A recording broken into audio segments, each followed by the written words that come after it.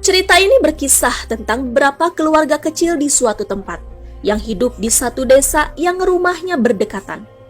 Keluarga pertama adalah Dayalan yang beristrikan Malar, dan keluarga kedua adalah Singa Perumal yang beristrikan, kita sebut saja Neneng. Di saat itu Malar dan Neneng dinyatakan sedang mengandung, yang kebetulan kandungan mereka bersamaan. Mendengar istri masing-masing sedang mengandung, Dayalan dan Singa Perumal senang.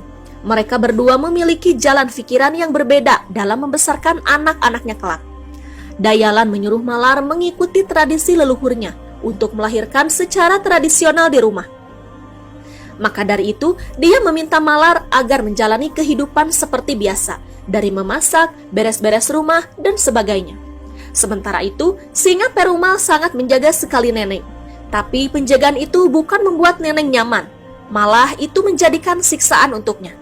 Neneng harus ini, harus itu, tidak boleh ini, tidak boleh itu, karena dia ingin anaknya nanti lahir dengan sehat. Dia sudah merencanakan apapun yang terbaik untuk anaknya, sehingga sang anak bisa menjadi apa yang dia cita-citakan. Malah Singa Perumal menginstruksikan dokter untuk melakukan operasi sesar pada tanggal dan waktu yang dijadwalkan, agar anaknya memiliki ramalan bintang terbaik, yang telah dihitung sebelumnya berdasarkan tanggal dan waktu lahir. Dan pada akhirnya, Malar dan Neneng melahirkan. Dayalan sengaja membuat Malar melahirkan di rumah ditemani emak Paraji, walaupun Malar memohon untuk melahirkan di rumah sakit. Tapi Dayalan tidak membawanya dan tetap membiarkan Malar melahirkan di rumah. Dan di rumah sakit, Singa Perumal siap-siap menantikan kehadiran anaknya dengan hari dan waktu yang sudah ditentukan olehnya. Keduanya memiliki bayi laki-laki sekarang.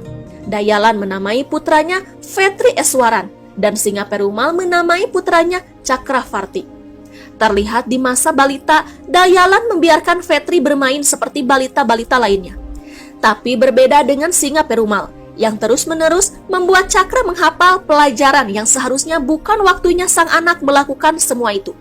Singa Perumal sampai memasukkan Cakra ke sekolah bagus di daerahnya agar Cakra mendapatkan pendidikan di usia dini. Masalah muncul di rumah Dayalan ketika dia menolak keinginan Malar untuk memasukkan Vetri ke sekolah PAUD yang sama dengan Cakra, karena di saat itu usianya masih 2 tahun. Dayalan ingin Vetri merasakan masa bermain dahulu dan akan menyekolahkannya di saat umur 5 atau 6 tahun. Tapi Malar bersikeras ingin Vetri bersekolah di sekolah bermain tersebut, karena anak-anak lain di lingkungan itu juga terdaftar di sana, yang dianggap sekolah itu bergengsi. Mereka bertengkar saat itu. Malar mencoba bunuh diri dan mau tidak mau Dayalan akhirnya setuju memasukkan Vetri ke sekolah PAUD. Ketika anak mereka tumbuh, kedua ayahnya menanamkan aspek sosial yang berbeda kepada anak-anak mereka. Dayalan mengajarkan Vetri untuk ramah kepada masyarakat. Dia mengajarkan Vetri untuk mengikuti jalan kebenaran, mempercayai orang, menikmati setiap momen kehidupan dan berbuat baik kepada masyarakat, dengan mempertimbangkan nilai-nilai kemanusiaan di atas segalanya. Dia juga mengajari Vetri bagaimana berperilaku ramah dan berbicara secara sosial dengan orang lain. Singa Perumal mengajarkan Cakra untuk tidak mempercayai siapapun dan hanya fokus kepada pelajaran. Dia menakut-nakuti Cakra dengan berkata kalau orang-orang sekitarnya tidak baik dan mementingkan diri sendiri. Dia juga meminta Cakra mengikuti jadwal untuk segala hal.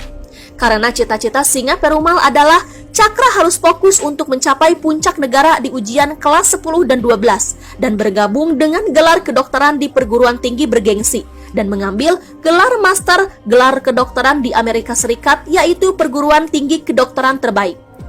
Saat itu mereka siap masuk sekolah dasar. Cakra dan Vetri bertemu dengan seorang anak bernama Mayil Vaganam.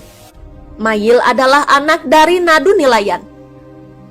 Vetri dan Cakra bertanya kepada Mayil apa yang ayahnya katakan sebelum masuk sekolah, dan Mayil pun menjawab